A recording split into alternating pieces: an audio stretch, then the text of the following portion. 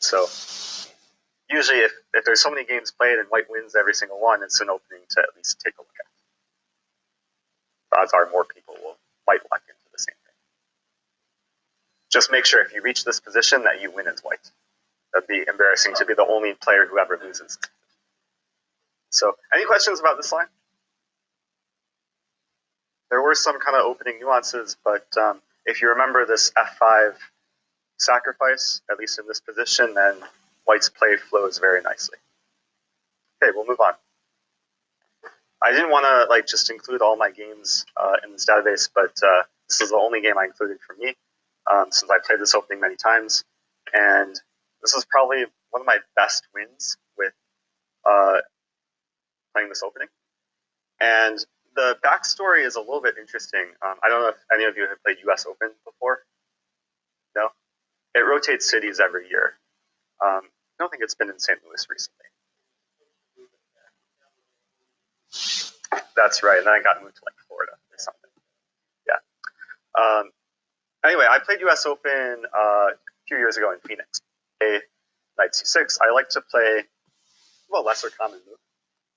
And you'll notice a lot, again, Knight c3 Sicilian. Now she played another very common move here, Knight c6. And I will say that I could, if I wanted to, go for the Grand Prix and play f4 and aim for kind of a similar setup as what we saw before, where if g6, knight f3, bishop g7, it would be very similar to the previous example. But usually when people play Knight c6, I like to play lesser common move.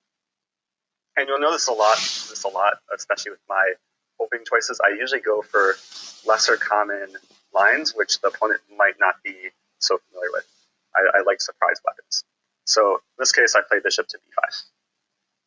You play this, Ken West? Okay, it's a fun line.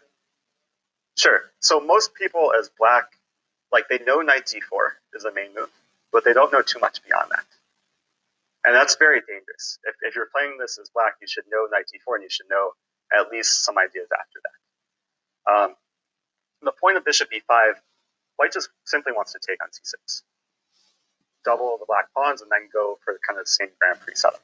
So I will say that if black plays g6, I would take f4, and then basically go for a similar attack, what we saw before with queen e1, queen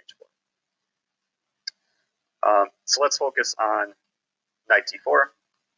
Knight d4 looks good. Improve the knight and attack the bishop. I play back. It looks like white loses a tempo, moving the bishop to b5 and then back to c4. But one of the points is that because the knight on d4, because the white is committed, or because the knight is committed to d4, white could kind of take advantage of this later on to gain time, and we'll see that. So e6 was played, knight e2.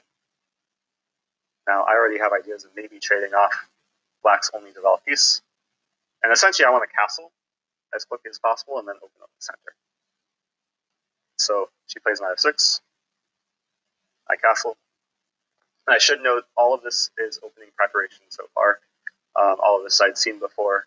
And she kind of walked right into my opening preparation. She played a move here, or after she played it, I was my eyes kind of lit up because I knew that she was about to fall into a very nice trap. And the move she played looks very natural at first, just d5. Aiming to be very aggressive in the center makes a lot of sense.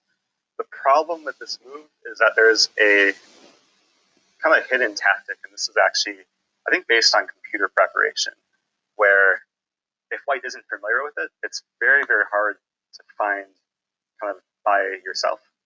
But if I knew kind of the computer recommendation here, so I take. I'll actually give you guys a shot to try and find the move here for white. Pretty surprising move. And after I played this move, she spent at least 15, 20 minutes.